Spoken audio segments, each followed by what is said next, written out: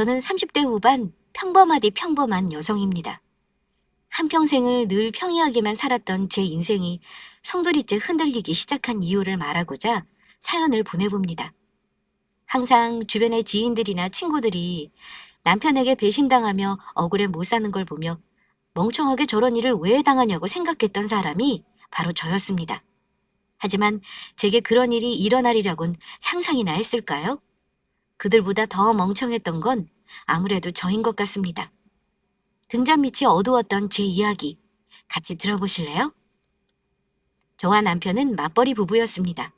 제 커리어와 직업이 남들이 쉽게 가질 수 없는 직종이어서 결혼하면서 일을 그만두기에는 너무 아까웠습니다. 남편도 나쁘지 않은 회사를 다니고 있었지만 저보다는 연봉이 낮아서 그런지 행여라도 제가 일을 그만둘까봐 당분간은 애도 낳지 말자고 하더군요. 저도 그 부분엔 동의했습니다. 아이가 생기면 어떤 변수가 닥칠지 모르고 저도 일을 그만둘 생각은 눈꼽만치도 없었으니까요. 그래도 시부모님이 당분간 애를 낳지 않겠다고 하는 저의 말을 오히려 환영한 건 좀 의외이긴 했습니다. 저희 부모님은 어차피 낳을 애 조금이라도 젊을 때 낳아야 제가 덜 힘들다며 늘 걱정하셨거든요. 시부모님의 그런 말들엔 이유가 있긴 했죠. 조금이라도 젊을 때 돈을 벌어놔야 노년이 행복하다는 얘기셨습니다. 틀린 말이 아니긴 했지만 서운한 건 어쩔 수 없었죠. 남편보단 제가 더 일이 많은 직업을 갖고 있었거든요. 아무튼 저희는 평일에는 서로 바빠 얼굴 마주치기가 쉽지 않았고 그나마 얼굴 볼 수 있는 주말에도 남편은 동호회며 지인들 모임으로 자주 자리를 비웠습니다. 하지만 저는 거기에 딱히 불만을 가지지 않았어요. 왜냐하면 제가 혼자만의 시간을 아주 즐기는 사람이거든요. 주말에 넓은 집을 오롯이 혼자 독차지할 수 있다는 것이 외려 즐거웠죠. 그래서 남편의 모임 약속에 딴지를 건 적이 없었습니다. 하루가 멀다고 싸돌아다니는 남편들 때문에 많이 다툰다고 들었지만 우리는 싸울 일이 없었죠. 그렇게 2년의 결혼 생활이 무던하게 흘러갔어요. 다툼도 없었지만 애정 표현을 많이 하는 스타일도 아니어서 남들도 결혼하면 이렇게 심심하게 살아가나 싶었습니다. 그 즈음에 제 지인들이 제게 늘 하던 말이 있었어요. 주말에 이렇게 집 비우고 돌아다니는 거 아무래도 뭔가 있다. 혹시 바람 피는 거 아닌지 조사 좀 해봐라라고 말이죠. 그럴 때마다 저는 웃으면서 바람은 무슨 바람이냐며 규진 씨가 그럴 위인이 되냐고 받아쳤습니다.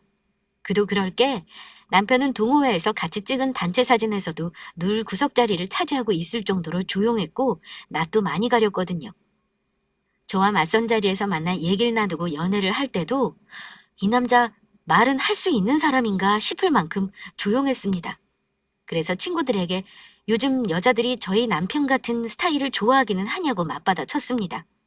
요즘 여자들은 유쾌하고 웃긴 말 잘하는 남자를 좋아하지 않냐며 웃으면서 넘겼어요. 그런데도 친구는 그런 놈이 뒤에서 호박씨는 다 깐다고 무시무시한 예언을 하더라고요. 한두 번이야 그냥 넘어갔지만 여러 번 계속되는 의심에 저는 친구에게 화를 내고 말았습니다. 그날은 기분이 별로 좋지 않았어요. 그래서 모임 후 집으로 돌아온 남편에게 넌지시 물었습니다. 있잖아, 여보. 진경이가 그러는데 당신 좀 의심스럽대. 내가 뭐 의심스러워. 아니, 당신 모임 자주 하고 주말마다 집 비우는 거 아무래도 이상하대. 진경 씨가 더 이상하네. 그게 뭐가 어때서? 그리고 우리는 생활 패턴이 달라서 이렇게 사는 거잖아. 당신은 집에서 에너지를 얻고 나는 밖에서 에너지를 얻는 사람이고. 그러니까 말이야. 근데 얘기를 곱씹다 보니까 좀 이상하긴 해. 뭐가 또 이상해? 당신이야말로 오늘따라 이상하네. 그렇잖아. 당신은 원래 사람들 만나는 거 엄청 힘들어하잖아. 낯선 공간, 낯선 사람들 만나면 막 숨막혀하고. 근데 동아회 모임은 즐거워하면서 나가잖아. 빠진 적도 없는 것 같고. 결혼한 지 2년이나 됐는데 우리 엄마 보는 것도 힘들어하면서 말이야. 나 참, 그게 뭐가 이상해. 동호회는 나 결혼 전부터 다녔던 모임이라고 했잖아. 내가 처음 보는 사람들한테는 낯가리지. 그 사람들은 거의 10년 가까이 봐왔는데 그런 게 어딨어. 그리고 편하니까 만나는 거지. 불편하면 가라고 해도 안 가. 당신도 알잖아. 그건 그렇지. 근데 애들이 거기에 여자라도 숨겨놓고 있는 거 아니냐면서 막 의심하잖아. 속상하게. 여자? 여자는 무슨 여자? 자전거 동호회라 남자들만 잔뜩 있고 둘이 있는 여자 중 하나는 유부녀고 나머지 하나는 당신도 아는 사촌동생 혜림이잖아. 어, 그렇긴 하지. 바람이 나려고 해도 여자가 있어야 나는 거지. 이 사람아, 괜한 얘기에 휩쓸리지 말고 할 일 없으면 자기 계발서라도 읽어. 그리고 당신 친구들 좀 그만 만나. 쓸데없는 얘기나 전하고 말이야. 할 일이 그렇게도 없나? 생각해보니 남편 말이 다 맞았습니다. 동호회 모임이라고 보여준 사진들에 여자는 진짜 단둘뿐이었으니까요. 게다가 유부녀라는 여자분은 남자분과 같이 모임에 참석하고 있으니 불륜이 날래야 날 수가 없는 상황이었죠. 저는 그제야 의심을 거뒀습니다. 그리고 괜한 오해를 한 걸 남편에게 사과했죠. 그래도 남편은 저의 오해 때문에 기분이 상했는지 그날 등을 돌리고 잠을 청하더라고요. 그렇게 며칠이 지난 어느 날이었습니다. 지방에 사시는 어머님께서 잠시 저희 집에 오신다고 하셔서 퇴근 후에 열심히 집 청소를 하고 있었어요. 어머님은 남편 퇴근 시간 맞춰 집으로 오셨더라고요. 그런데 혼자가 아니셨습니다. 남편 사촌동생과 함께였습니다. 시댁은 가족 간의 사이가 좋아서 왕래가 잦았기 때문에 그럴 수도 있다 생각했지만 미리 말씀 주시지 않은 것은 좀 놀라웠어요. 저는 일단 두 사람을 반갑게 맞이했습니다. 그리고 얼마 지나지 않아 남편도 집으로 들어왔어요. 패턴이 달라 늘 혼자 저녁을 먹곤 했었는데 퇴근 후에 바삐 차린 저녁상에 넷이서 둘러앉아 밥을 먹으니까 결혼 전에 식구들과 밥 먹던 것도 생각나고 화기애애 하더라고요. 그날따라 밥맛이 좋았습니다. 여럿이 먹으니까 밥이 맛있네요, 어머니. 그러게, 원래 저녁은 이렇게 두루두루 앉아 먹는 게 최고다. 그런데 오늘 아가씨는 어쩐 일로 오셨어요? 아이고, 내가 그 얘기를 안 했구나. 혜림이가 내일 대기업 면접이 있다고 하더라고. 근데 시골에 아침 일찍부터 차가 있니? 그리고 면접 시간도 아침 10시라던데. 그래서 난처해 하는 걸 내가 너네 집이 생각나서 데리고 왔다. 갑자기 찾아와서 놀라셨죠? 죄송해요, 언니. 아니요, 괜찮아요. 편하게 생각하고 자고 가요. 진짜 감사해요. 우리 며느리가 이해심도 많고 참 착하다니까. 내가 그랬잖아. 갑자기 찾아와도 안 놀랄 거라고. 갑자기 면접이 잡혀서 차가 없다는데 뭐 어쩌겠어요?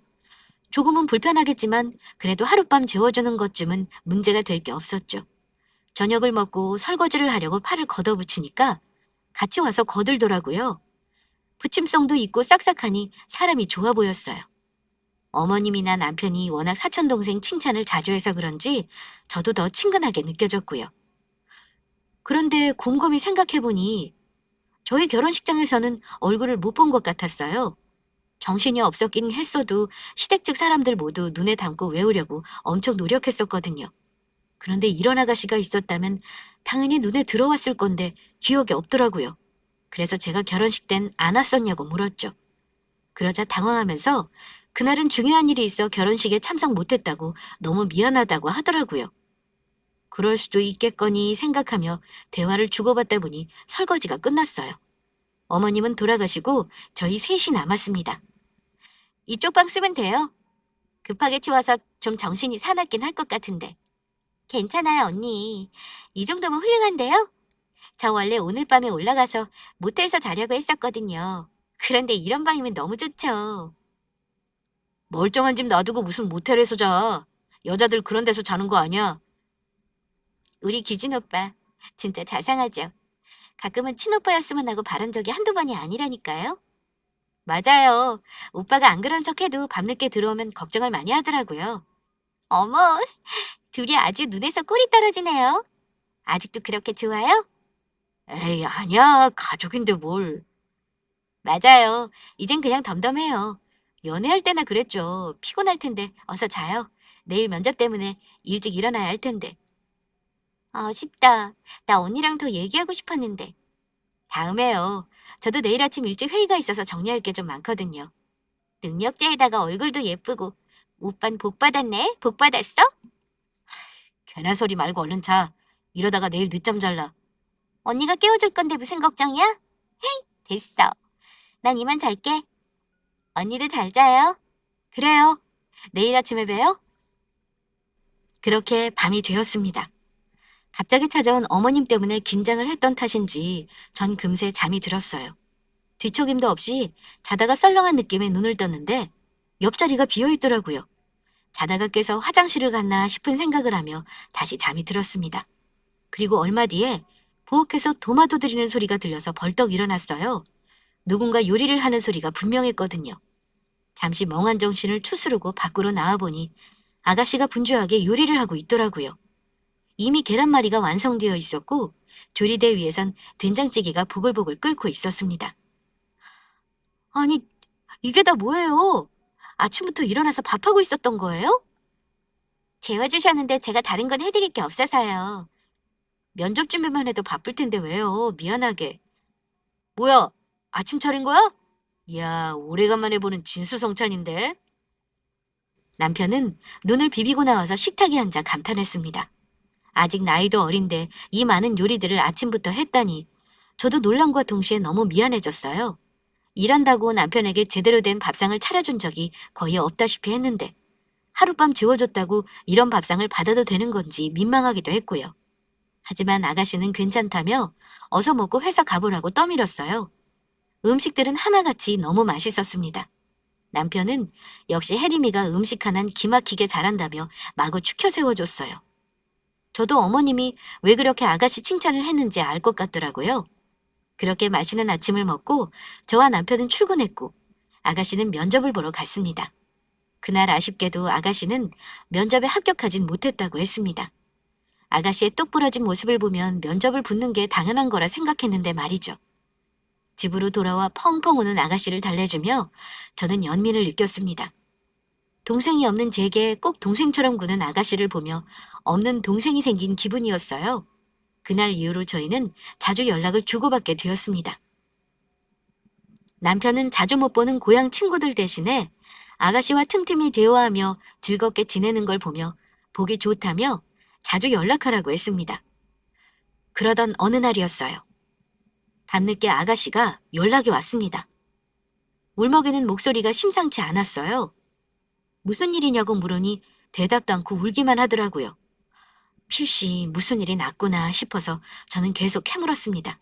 뭐든 괜찮으니 얘기해보라는 말에 지금 우리 집으로 오는 길이니 그럼 잠깐 나와줄 수 있냐고 하는 겁니다. 저는 알겠다고 하며 급히 옷을 입고 집을 나섰습니다.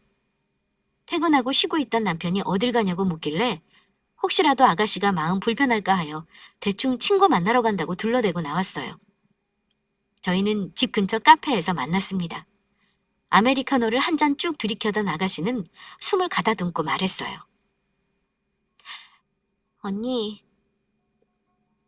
언니한테까지 이런 얘기를 하고 싶진 않았는데 너무 힘들어서 도저히 참을 수가 없어서 염치불고하고 밤늦게 연락했어요.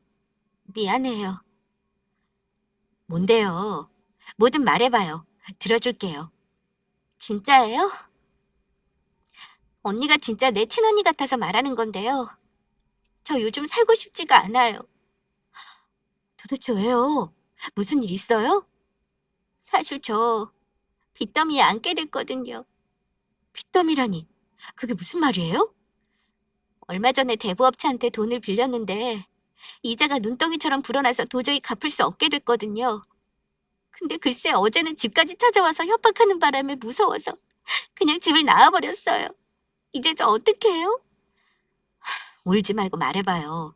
무슨 일로 대부업체에 돈을 빌렸어요? 돈 필요하면 나한테나 오빠한테라도 얘기를 하죠. 제가 사귀던 남자친구가 있었는데 이놈이 진짜 나쁜 놈이거든요. 평소엔 연락도 잘 안 하다가 돈 필요하면 전화하면서 죽는 소리 내고 그래서 처음엔 한두 푼으로 시작하다가 결국 대출까지 받았어요. 저 진짜 바보 같죠? 저 같은 애는 죽어도 싸요. 무슨 소리예요? 그놈이 나쁜 놈이지. 그런 나쁜 놈 때문에 앞길 창창한 아가씨가 왜 죽어요? 그런 소리 말아요. 그래서 빌린 돈이 얼만데요? 1,000만 원이요. 겨우 말을 끝낸 아가씨가 다시 펑펑 울었습니다. 억 단위의 금액도 아니고 1,000만 원에 죽음까지 얘기하며 우는 걸 보니 마음이 측은해졌어요. 저는 아가씨의 손을 잡고 제가 빌려주겠다고 말했습니다. 아가씨는 눈물을 훔치며 제 손을 꽉 마주잡고는 환하게 웃었습니다. 진짜 고맙다고, 이 은혜는 꼭 갚겠다고 하면서 말이죠. 저는 거기에 한술 더 떠 그런 남자는 얼른 버리고 다른 사람 찾으라고 일렀습니다. 그리고 저희 회사에 괜찮은 남자 많으니 언제든지 말하라고 소개해주겠다고 했더니 손사래를 졌더라고요. 자기 주제에 무슨 남자냐며 이제 남자는 꼴도 보기 싫다고 하더군요. 그 마음도 이해가 갔습니다. 그날 밤 우리는 많은 얘기를 나눴고 아가씨는 피 한 방울 섞이지 않았지만 나를 진짜 친언니라고 생각한다며 여러 번 고맙다고 인사했어요. 그날 시골로 내려가는 첫 차에 아가씨를 실어보내고 바로 출근길에 올랐지만 하나도 피곤하지 않았어요. 그렇게 식구들도 모르는 둘만의 비밀이 하나 생겼습니다. 그렇게 한 달쯤 흘렀을까? 저는 회사 일로 너무 바빠져서 남편과 얼굴을 마주할 일이 적었습니다. 남편 또한 일이 바쁘기도 했기 때문에 정말 이제 한 침대만 공유하는 사이가 되어 있었죠. 회사에서 지방 출장이 잡혔고 저는 전날 짐을 쌌습니다. 2박 3일 일정이라 짐이 많지는 않았어요. 그날은 남편도 일찍 퇴근해서 우리는 오랜만에 얼굴을 마주할 수 있었습니다. 지난번에 간다고 하던 출장 일정 잡힌 거야? 귀찮긴 하지만 어쩌겠어? 김 팀장님이랑 같이 가는데 벌써부터 고역이야. 또 가면서 얼마나 말이 많겠어. 아, 김 팀장님 말 많다 그랬지. 그럼 가서 언제 오는 거야? 내일 오후에 회사에서 바로 출발하니까 금요일에 올 거야. 그래, 몸 조심하고. 남편과 건조한 대화를 나누고 다음날 저는 캐리어를 들고 회사로 출근했습니다. 출장일까지 회사에 출근을 하는 건 너무도 귀찮은 일이지만 할 일이 산더미였으니까요. 무엇보다 얼마 뒤 진급이 예정되어 있던 터라 더 열심히 해야 했어요. 아직 제가 진급하는 건 아무도 모르는 사실이거든요. 나중에 서프라이즈로 알려드리려고 비밀로 하고 있었어요. 회사 일을 마치고 기차 시간에 맞춰서 서류들을 다시 한번 챙기던 저는 가장 중요한 서류를 집에 두고 온 사실을 깨달았습니다. 하필이면 어제 서류 검토를 한 번 더 하겠다고 가져간 게 화근이었습니다. 저는 자책하며 서둘러 집으로 향했어요. 시간이 빠듯하긴 했어도 집과 기차역이 멀지 않아 가능할 것 같았습니다. 그렇게 집에 도착했는데 뭔가 이상했어요. 이 시간엔 아무도 없어야 정상일 텐데 신발이 두 켤레 놓여 있었거든요. 게다가 말소리도 들려오기 시작했죠. 예민한 촉각이 곤두섰습니다. 등줄기로 바짝 신경이 솟구쳤어요. 저는 발소리를 죽여서 거실로 걸어갔어요. 소리의 출처는 안방이었습니다. 그제야 이전에 친구들이 남편의 바람에 대해 얘기했던 게 주마등처럼 머릿속에 스쳐 지나갔습니다. 설마. 설마가 확신으로 바뀐 건 두 남녀의 웃음소리였습니다. 뭘 하고 있는 건지 상상이 될 정도로 야릇한 목소리였죠. 저는 더는 참을 수 없었습니다. 안방의 문을 벌컥 열고 소리쳤어요. 못 들라는 짓이야? 침대 위에 뒤엉켜있던 두 남녀가 화들짝 놀라 벌떡 일어나더군요. 그런데 이게 웬일입니까? 남편과 함께 있던 여자는 다름 아닌 아가씨였습니다. 어제만 해도 저와 통화하며 깔깔거리고 웃었던 바로 남편의 사촌 동생이요. 상황 판단이 되지 않았습니다. 제가 꿈이라도 꾸는 건지 이해를 할 수 없었어요. 남편은 헐레벌떡 놀라며 제게 다가와서는 뒷머리를 극적이더군요. 이 시간에 집엔 웬일이야? 출장 간다고 하지 않았어? 도대체 이게 무슨 상황이야? 아가씨가 여기 왜... 언니... 그게 혜림이는 둘이 뭐야? 이게 말이 돼? 당신 사촌동생이잖아. 저는 악을 썼습니다. 온몸이 사시나무 떨리듯 벌벌 떨렸어요. 남편은 어쩔 줄 모르고 제 어깨에 손을 올렸지만 전 거칠게 그 손을 쳐냈습니다. 짐승 같은 놈. 저는 남편을 매섭게 노려봤습니다. 그러자 남편이 한숨을 쉬며 말을 꺼내더라고요. 사실 혜림이 사촌동생 아니야. 뭐? 내가 그러니까 오늘은 안 온다고 했잖아. 언니 출장 간다고 걱정하지 말라더니 이게 뭐야? 기가 차서 말이 나오지 않았습니다. 그러니까 사촌동생이라고 얘기했던 여자가 사촌동생이 아니라 남편의 불륜녀였던 겁니다. 눈앞이 아찔해져 그대로 주저앉을 뻔했지만 가까스로 참았습니다. 그러니까 두 사람 그동안 날 속인 거야? 일부러 그런 건 아니야. 당신이 알면 충격받을 것 같아서. 그러니까 왜 출장 간다고 하고서 집에 와서 이 사달을 만들어? 지금 날 탓하는 거야? 게다가 뭐야? 어머님이 분명 이 여자 사촌동생이라고 소개해주지 않았어? 아, 그렇긴 했지. 그럼 어머님도 알고 계신 거야? 소름이 확 끼쳤습니다. 온몸이 발발 떨리더라고요. 남편과 어머님 그리고 상간녀까지 한패가 되어 저를 속여왔던 겁니다. 그것도 모르고 없는 동생 생겼다며 친동생처럼 아꼈었는데 스스로가 바보 같아서 견딜 수가 없었어요. 저는 상간녀를 쏘아붙였습니다. 네가 인간이니? 인간이야? 어떻게 인간의 탈을 쓰고서 나한테 이런 짓을 벌일 수가 있어? 나보고 없는 언니 생겨서 좋다며. 친언니 같다고 하면서 돈 빌려갈 땐 언제고? 나 친언니 있어. 너 같은 호구 말고 나랑 닮은 언니. 근데 바보같이 그걸 속아? 눈물 좀 흘린다고 순진해서 돈이나 턱턱 내놓고? 이런 미친... 욕하지 마. 이성적으로 얘기하자 우리. 이성? 지금 나한테 이성을 찾아? 웃기지도 않아. 도대체 언제부터였는데? 아, 말 안 해도 알겠다. 자전거 동호회랍시고 주말마다 나가던 것도 설마 얘 때문이었니? 아니야, 그건 진짜 건강 때문에. 됐어. 변명 따위 듣기 싫어. 저는 더 이상 그곳에 있을 수가 없어 밖으로 나왔어요. 진정이 되지 않아 심장이 제멋대로 뛰고 눈물이 차올랐습니다. 이제껏 사촌동생이라는 이름하에 셋이서 저를 제멋대로 구워 삼고 있었으니 얼마나 재미있었을까요? 바보같이 아무것도 모르고 당하는 저를 보며 어떤 기분이었을까요? 다시 생각해봐도 소름이 끼치고 구역질이 나왔습니다. 무엇보다 어머님이 저를 속여왔다는 것이 전혀 이해가 되지 않았어요. 아니, 생각하고 싶지도 않았습니다. 이대로 출장을 갔다가는 제정신에 일을 못할 것 같았지만 전 이를 악물었습니다. 그들이 바라는 것이 바로 처참하게 무너진 저라는 생각을 하니까 이렇게 당하고만 있을 순 없었죠. 저는 그 길로 바로 출장을 다녀왔고 일도 똑부러지게 해냈습니다. 사실 무슨 정신으로 일했는지 기억이 나질 않아요. 그때 저는 무너지지 않으려고 부단히 애를 쓰고 있었던 것 같아요. 출장 가 있는 내내 남편에겐 끊임없이 전화가 왔습니다.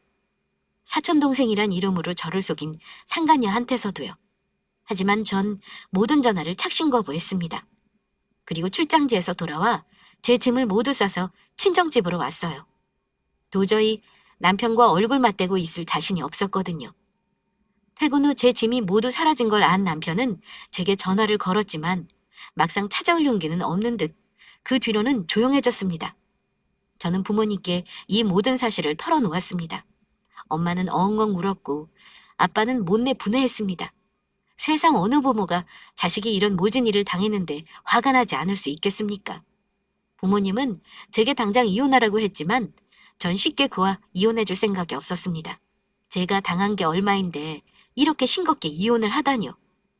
이혼을 한다 선언해도 그들이 눈 하나 깜빡하지 않을 거라는 걸 전 알고 있었습니다. 오히려 좋아할지도 모를 일이죠. 그래서 전 복수할 계획을 세웠습니다. 복수를 하기 위해선 그들의 진짜 계획을 알아야 했죠. 왜 여자가 있으면서 저와 결혼을 했는지, 왜 상간녀를 사촌동생으로 둔갑하여 저와 친하게 만들었는지, 그 모든 것에 대한 이유가 필요했습니다. 저는 몰래 그들을 뒷조사하기 시작했어요. 저와 남편은 어머님들의 소개로 만난 사이거든요. 시골에서 어머님이 같은 교회를 다니던 저희 엄마를 눈여겨보다가 둘이 나이도 엇비슷하니 한번 만나게 해주면 좋겠다고 은근슬쩍 얘기를 자주 하셔서 엄마가 마지못해 소개해준 건데 첫 만남부터 남편이 제게 반했다는 둥, 다시 이런 사람 못 만날 것 같다는 둥 온갖 이빠른 멘트로 저를 홀려대서 결혼한 거였습니다.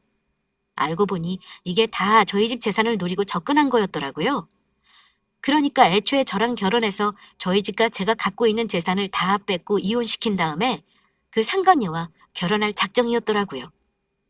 어떻게 알았냐고요? 입산 저희 시부모님, 친한 교회 지인에게 이런 얘기를 공공연히 떠드셨답니다. 설마 하니 그냥 떠드는 소리인 줄 알고 저희 엄마 아빠한테도 그 얘기가 전해졌더라고요. 저희 엄마는 사람 뒷말하는 거 좋아하는 사람들 얘기라며 그냥 한 귀로 듣고 한 귀로 흘리셨고요. 설마 하니 그게 진짜라고는 생각지도 못하셨겠죠. 그제서야 저는 그 어떤 무기보다 강력한 뒤통수를 제대로 맞았다는 걸 깨달았습니다. 전 그들의 희생양이었어요. 저희 부모님과 시부모님이 사시는 시골 마을은 작지도 크지도 않지만 이웃끼리 사이가 좋아 서로 모르는 이가 없거든요.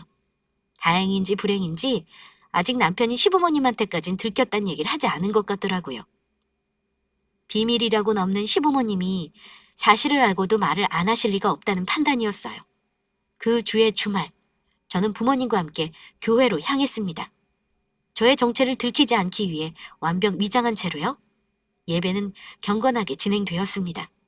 집사님이신 저희 엄마에게 미리 부탁해서 목사님이랑 얘기가 된 상태이긴 했어도 긴장이 되었습니다. 이제 얼마 뒤 복수의 본무대가 펼쳐질 예정이었으니까요. 저는 숨을 가다듬고 단상에 올랐습니다. 제 얼굴을 발견한 시부모님이 입을 떡 벌리시는 게 한눈에 보였어요. 그리고 그 옆에는 사촌 동생으로 위장한 상간녀도 같이 자리에 있더군요. 기가 막힌 그림이었습니다. 저는 목을 가다듬고 마이크를 잡았어요. 오늘 이렇게 하나님의 말씀을 듣고자 찾아주신 많은 분들에게 전하고픈 말씀이 있어 이 자리에 섰습니다. 저는 저기 앉아 계신 주집사님의 딸이자 장집사님의 며느리이기도 합니다. 오늘은 하나님 앞에서 절대 행해서는 안 될 큰 죄악을 저지른 이들을 고발하고자 합니다. 저는 장집사님의 소개로 그의 아들과 만나 결혼했습니다. 남들과 다를 것 없이 평범하지만 행복한 결혼 생활을 누리고 있었습니다. 하지만 얼마 안 가 저의 가정은 완전히 파탄나 버렸습니다. 저기 장집사님과 그 옆에 가증스런 얼굴로 앉아있는 이예림 씨 때문입니다. 제 말에 사람들이 웅성거리기 시작했습니다. 그들의 시선이 모두 시부모님에게로 향했죠. 시부모님은 당황해 하시며 상간녀와 저를 훑어보셨습니다. 상간녀의 낯빛은 파리하다 못해 창백하게 변해가고 있었죠. 전 다시 말을 이었습니다. 장집사님은 제게 남편의 사촌동생이라며 이예림 씨를 소개시켜 주었지만 사실은 저와 결혼하기 전부터 두 사람은 불륜 사이였습니다.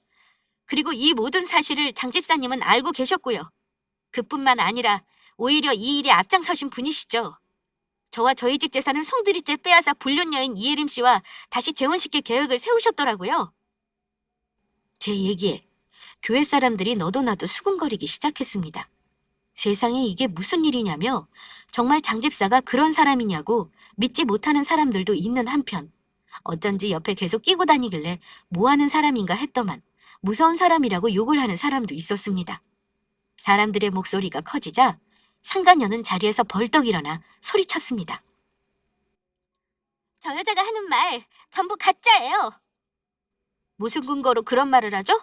나는 당신이랑 내 남편이 바람피는 현장을 두 눈으로 똑똑히 봤는데? 아니 그걸 들켰단 말이야? 그러니까 내가 조심하라고 누차 일렀잖니? 증거 있어요? 내가 당신 남편이랑 바람핀 증거 있냐고요? 그럼 증거 하나 없이 내가 이 자리에 서 있을까 봐? 저는 주머니에서 휴대폰을 꺼냈습니다. 그리고는 소리를 재생시켰죠. 작지만 큰 소리가 교회 안에 울렸습니다. 바로 남편과 상간녀가 사랑을 나누는 목소리였죠. 저는 남편 차량 블랙박스에서 이 증거를 찾았거든요. 사람들이 낯뜨거운 소리에 얼굴을 가리며 웅성거리는 소리는 더욱 커졌습니다. 이혜림 씨, 잘 들었어요? 앞으로 각오하는 게 좋을 겁니다. 거짓말로 내게서 갈취해간 돈과 더불어서 상간녀 위자료 청구 소송도 할 생각이니까요.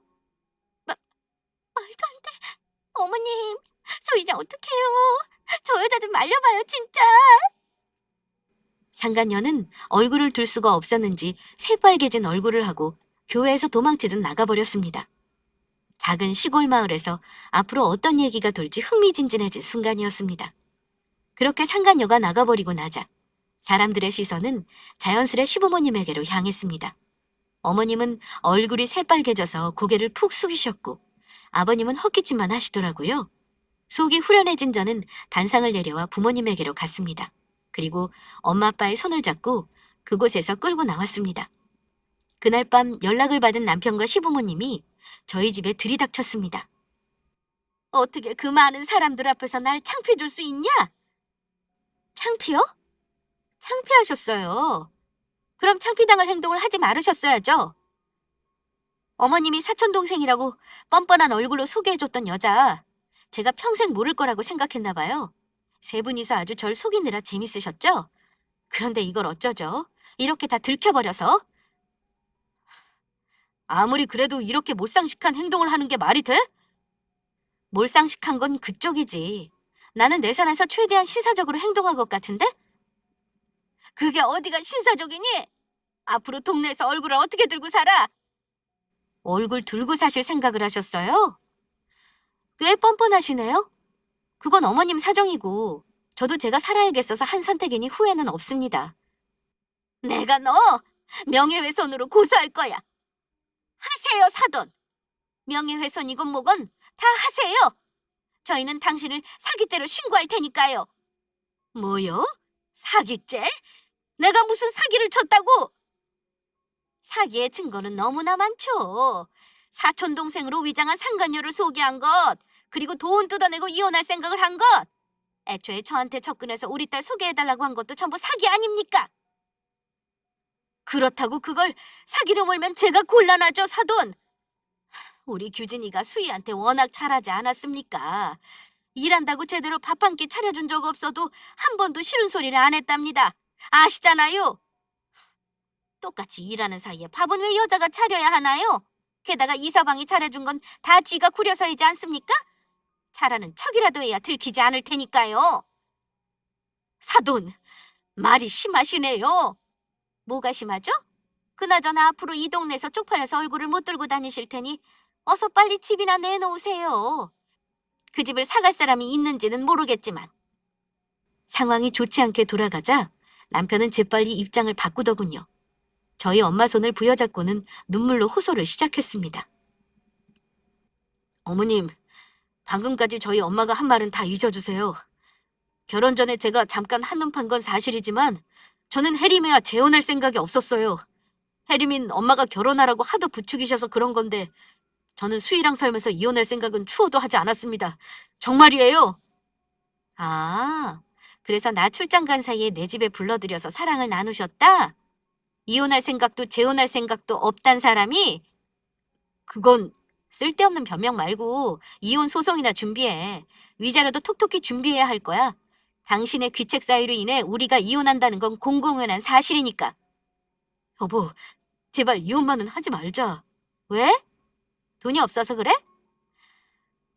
그래, 결혼하면서 아파트도 내가 해간 거니까 당신이 한 거라곤 살림살이 몇 개 채워넣은 것 뿐이니까 당신이 입장도 이해해.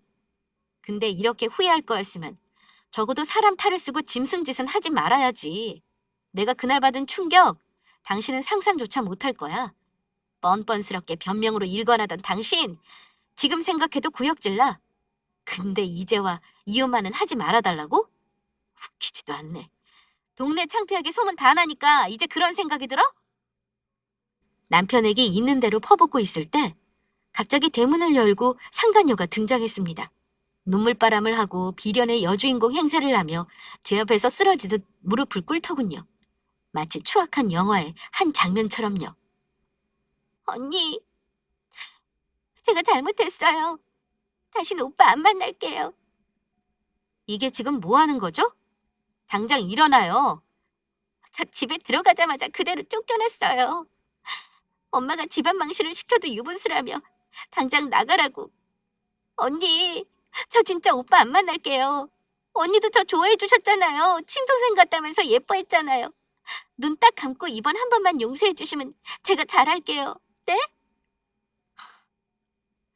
왜 하나같이 불륜을 저지르는 것들은 전부 다 한 번만이라는 단어를 붙이는 걸까? 한 번만, 한 번만. 그 말 참 쉬워? 나는 제대로 못 나올 말들을 참 쉽게도 안 해. 내가 왜 너를 용서해줘야 하지? 뻔뻔하게 밤마다 찾아와서 눈물로 호소하며 남자친구 얘기를 꺼낼 때조차 너는 나를 등쳐먹고 언제 내 남편을 차지 하나 손가락 세고 있었을 텐데 말이야? 그 생각을 하면 치가 떨려. 알아? 그리고 내가 증거 하나 없이 폭로를 하겠어? 네가 잘 모르는 게 하나 있나 본데? 이 남자 굉장히 허술해. 내가 아무것도 모르는 척 멍청하게 있으니까 착실히 지우던 블랙박스 메모리도 그날은 안 지웠더라고. 참 신기하지? 하늘은 너희 편이 아니라 내 편인 게. 제 얘기를 듣던 상간녀는 더 이상 할 말이 없는지 다시 울음을 터뜨렸습니다. 이제 보니 아주 쉬운 애더라고요. 할 말 막히면 눈물로 때우고 그거 아니면 악수고. 남편은 제게 계속 용서를 빌었습니다. 사실 제게 빈 게 아니라 제 재산에 빈 거겠지만요. 그 자리에서 저는 가장 궁금한 걸 하나 해결했는데요. 바로 어머님이 왜 이런 일을 벌이셨는지에 대한 것에 대한 궁금증이었습니다. 그 이유를 들으니 실소가 나오더라고요. 어머님은 교회를 착실히 다니시는 신자임과 동시에 점집을 끊지 못하는 분이셨어요. 무당이 상간녀가 자신을 구원해줄 단 하나의 여자라고 얘기를 했답니다. 무당이 한 소리를 철석같이 믿고 제게 의도적으로 접근한 거였어요. 상간녀만 붙잡으면 세상 부러울 것 없이 떵떵거리고 살 수 있다는 소리에 돈 많은 저희 집안을 노린 거죠. 하지만 생각보다 쉽사리 되지 않아 시간을 들여서 계획을 세우고 있었던 것까지도요. 저는 더 기다릴 것도 없이 며칠 뒤에 이혼 소송을 시작했습니다. 처음엔 확고하게 이혼하지 않겠다고 굴던 남편도 결국엔 방법이 없다는 걸 깨달았는지 이혼에 동의하였습니다. 남편은 제게 위자료를 지급해야 했고 그건 상간녀도 마찬가지였어요. 상간녀가 대기업 면접을 본답시고 저희 집에서 자고 갔던 날, 그날 알고 보니 대기업 면접은커녕 그냥 친구 만나러 놀러 온 거였더라고요. 그날 의도적인 접근을 하러 일부러 가진 핑계를 댄 거죠. 이름 없는 대학을 나와 별 볼 일 없이 백수 생활만 영위하던 상간녀는 저희 집 재산 목록을 줄줄 읊어대는 어머니의 말에 홀라당 넘어가 제 남편과 재혼도 불사하겠다는 의지를 밝혔다고 하더라고요. 사실 저희 남편을 사랑하는 것도 아니었답니다. 그렇게 남편과 헤어지고 위자료 폭탄을 맞은 상간녀는 부모님께 손을 벌리고 나서는 부모와 연이 끊겼다 들었습니다. 엄마의 말에 의하면 시부모님은 동네 갖은 논총에 더는 견디지 못하고 밤중에 몰래 이사를 갔다고 하더라고요. 알고 보니 점집에 굿을 한답시고 얼마 있지도 않은 재산을 모두 날리셨다고 합니다. 어디로 가셨는지는 알 수 없었으나 아마 남편과 같이 어딘가에서 궁상맞게 살고 있길 바랍니다. 그렇게 살고 있을 것도 같고요. 왜냐면 얼마 전에 남편한테서 100만 원만 빌려달라는 전화가 왔거든요. 어머님이 늘 하시던 말이 있었어요. 사람은 늘 뿌린 대로 거둔다고요. 말 그대로 지금은 어머님이 뿌린 대로 거두는 중인 것 같습니다. 저는 그날 이를 악물고 간 지방 출장 덕에 입찰을 따내서 지금은 승진까지 했습니다. 제게 위자료도 다 주지 못한 남편은 당연히 상간녀랑 헤어졌고요. 세계의 사랑인 것처럼 굴던 두 사람은 사실 어머님의 노름에 노란한 희생양인지도 모를 일입니다. 아무튼 저는 결혼했을 때보다 지금 더 행복한 삶을 누리고 있습니다. 여행도 자주 다니고 운동도 시작했어요.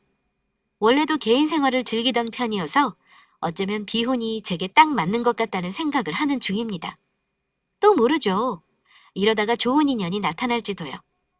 저의 인생에 불어닥쳤던 폭풍우가 앞으로는 순풍이 되기를 바랍니다. 제가 그렇게 만들 거니까요. 그럼 긴 얘기 들어주신 여러분들 감사합니다.